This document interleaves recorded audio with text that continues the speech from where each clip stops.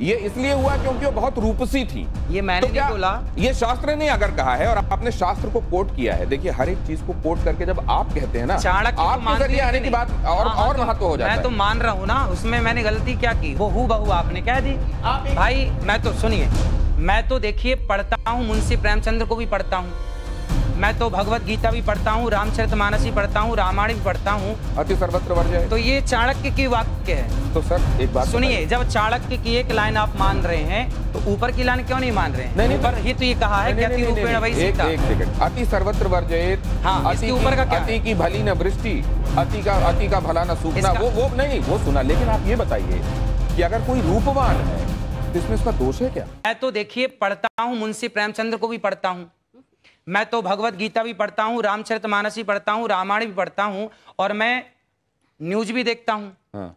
तो कई बार मैं न्यूज में कही गई बातें बोलता हूँ कि भाई उन्होंने ऐसा कहा तो ये होगा, इसलिए तो ऐसा कहा गया है। हाँ। तो चाणक्य कहते हैं अति रूपेण वै सीता अति गर्वेण रावण, रावण का नाश हुआ अति के कारण। और आखिरी में एक सूक्ति है, अति सर्वत्र वर्जयेत। आप कितने लोगों ने ये बात सुनी है, अति सर्वत्र? मैं मानता हूं इस बात को, अति सर्वत्र वर्जयेत। तो ये चाणक्य की वाक्य है। तो सर एक बात सुनिए, जब चाणक्य की एक लाइन आप मान रहे हैं तो ऊपर की लाइन क्यों नहीं मान रहे हैं? नहीं, ऊपर ही तो ये कहा है कि अति रूपेण वै सीता। एक सेकंड, अति सर्वत्र वर्जयेत। हाँ, इसके ऊपर का क्या है? अति की भली न वृष्टि, अति का भला न सूखना। वो नहीं, वो सुना। लेकिन आप ये बताइए कि अगर कोई रूपवान है तो इसमें उसका दोष है क्या? अरे भगवान, मैंने कब बोला कि दोष है? मैंने तो चाणक्य की बात रखी कि चाणक्य कह रहे हैं कि अति रूपेण वै सीता। तो ठीक है, चाणक्य ये कहते हैं कि अति का कुछ भी अच्छा नहीं होता, अति का सुंदर होना भी अच्छा नहीं होता। सीता जी और द्रौपदी जी बहुत खूबसूरत थी, इसीलिए ये समस्या हो गई। एक बार जरा ये सुनिए क्या कहा अनिरुद्धाचार्य जी ने और मानवी तनेजा, उसके बाद आपका सवाल। बताओ स्त्रियों को श्रृंगार क्यों दिया गया? ताकि स्त्रियां उस श्रृंगार से सुंदर दिखें और उस सुंदरता से वो केवल अपने पति को रिझाएं, सिर्फ अपने पति को रिझाएं। मोहिनी है ना, पति को इतना मोहित करो अपने पति को कि आपका पति पर स्त्रीगामी ना बनने पावे। मतलब कि अगर कोई पर स्त्रीगामी हो रहा है तो उसमें भी बेचारी पत्नी का दोष ना।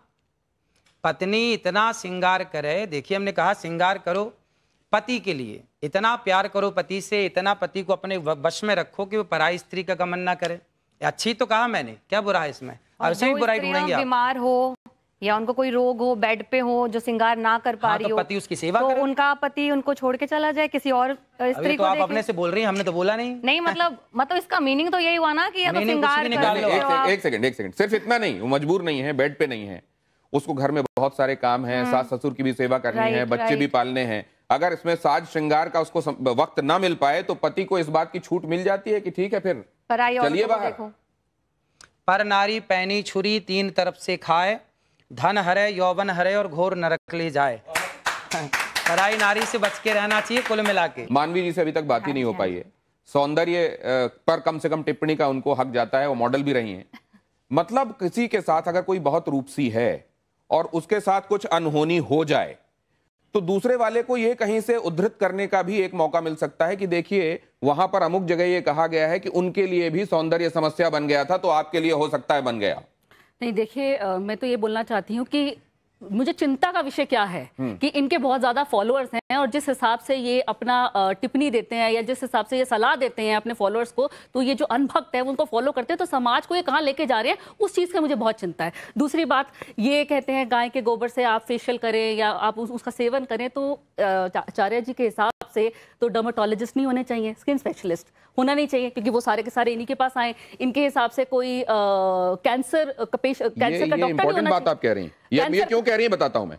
क्योंकि आपने सिर्फ ये नहीं कहा कि गाय के गोबर का इस्तेमाल करोगे, तो आपने ये कहा कि मैं गारंटी देता हूं, मैं गारंटी देता हूं कि त्वचा के समस्त रोग नष्ट हो जाएंगे। और उनका कोई प्रूफ नहीं है, तो इसका मतलब सारे डॉक्टर्स को छोड़ के सारी की सारी महिलाओं को आपके पास आना चाहिए। कहीं ना कहीं आपकी बात में सच्चाई नहीं है, इसीलिए कोई महिला आपके पास नहीं आई है। और जवाब लीजिए ना, जवाब लीजिए। देखो ऐसा है, ये सारी बातें जो हम कह रहे हैं ना, ये अभी आप लोगों की समझ के परे हैं। जब आप शास्त्रों को पढ़ेंगे, सत्संग करेंगे, गाय के बारे में रिसर्च करिए, गाय के बारे में थोड़ा जानिए। भी नहीं होना चाहिए। गाय को आप जानते हैं, जो गाय के बारे में क्या जानते हैं? तो गर्भ होने के लिए और इतनी बड़ी विडंबना है कि हम अपने भारत देश में बैठकर जिस देश में मैया भागवत जी में लिखा, आप अभी मांग रहे थे ना, भागवत जी में लिखा है, मैं आपको दिखा सकता हूं प्रूफ। जब भगवान श्री कृष्ण को पूतना लेकर के गई और भगवान ने पूतना को मारा, उस प्रसंग में 10वें अध्याय में यह लिखा है कि मैया यशोदा ने कन्हैया को गौ माता के गोबर से स्नान कराया, लिखा है ऑन रिकॉर्ड। अब विडंबना देखिए कि भारत देश में बैठ करके गौ माता का प्रमाण इस तरह से देना पड़ रहा है। बिल्कुल नहीं, सवाल कुछ और है, आप कुछ और कह रहे हैं। और सुनिए, आपने कहा अनिरुद्धाचार्य जी गारंटी की बात कर रहे हैं। हाँ, गारंटी। तो डॉक्टर्स क्या करेंगे फिर? भैया ने बोला ना कि लिखा हुआ दिखाओ। भागवत जी ले आइए, यदि आपके पास स्टूडियो में हो तो मैं लिखा हुआ दिखा दूं। बात कर लेते हैं, पहले मैं एक बार दे दूं आपकी बात का। इन्होंने कहा लिखा, आप ले आइए, आप ले आइए, आपके पास भागवत जी हो, भागवत जी के 10वां स्कंद खोल लीजिएगा और 6वां 7वां अध्याय खोल लीजिएगा। मैया यशोदा कन्हैया को इससे गोबर से स्नान कराती है, भागवत जी में लिखा है। दूसरा, आपने कहा कि गाय के गोबर में गेहूं है, उस गेहूं को खाने से बच्चा पैदा होगा। अरे भाई, एक बात तो समझिए, ये मॉडल जमाने के लोग बैठे हैं, आप भी मॉडल जमाने के हैं। आज के जमाने के लोग बिल्ली की पॉटी की कॉफी पी रहे हैं। तब तो एक महिला ले आइए जिसका आपने इलाज करा हो और तब तो आपके ये गाय के गोबर से जब सुन लीजिए, पहले अभी मैं आपको 10 लाख के खड़ी कर दूं। तो बहुत चलती हैं। जब एक महिला को आपको दिखाना पड़ेगा ना, देखिए प्रूफ तो दिखाना पड़ेगा, सुन लीजिए, क्योंकि आपके जो संगत में बैठे होते हैं, अभी के लोग होते हैं। सिर्फ इतनी बात नहीं है, उन्होंने एक और बात कही, बिल्ली की पॉटी जिसमें मिली होती है वो कॉफी। मुझे लगता है कि अनिरुद्धाचार्य जी को इस बात को लेकर कोर्ट में इसलिए जाना चाहिए क्योंकि ये सनातन के इस देश में अगर वो कॉफी पी जा रही है तो बड़ा मुश्किल है। लेकिन जरा एक सेकंड, ये महिला एंकर्स भी यहाँ बैठी हुई हैं, पहले मेरी बात पूरी तो होने दीजिए। आज का समाज बिल्ली की पॉटी की कॉफी पी रहा है, इसको क्लियर कर देते पहले। उसको उस कॉफी को पीने में, बिल्ली की पॉटी खाने में आपको कोई ऐतराज नहीं है, पर गौ दूध गौमूत्र पीने में और गौ माता के गोबर से निकले हुए अन्न को खाने में ऐतराज है। ये बड़ी कौन सी कॉफी की बात कर रहे हैं? मैं बता रहा हूं, आपको पता नहीं है, आप रिसर्च कीजिए। नहीं, मैं बता रहा हूं। अफ्रीका में आप सामने वाले पे डालते हैं। इनके पास कभी भी आउट ऑफ सिलेबस क्वेश्चन पूछते हैं ना, तो सामने वाले पे डालते हैं। आउट ऑफ सिलेबस नहीं है मैडम, ये बिल्ली की पॉटी और गाय की पॉटी में एक समानता है। एक सेकंड, एक करके ये कॉफी की कहानी इनको बता देता हूं। मैं उस जगह जा चुका हूं।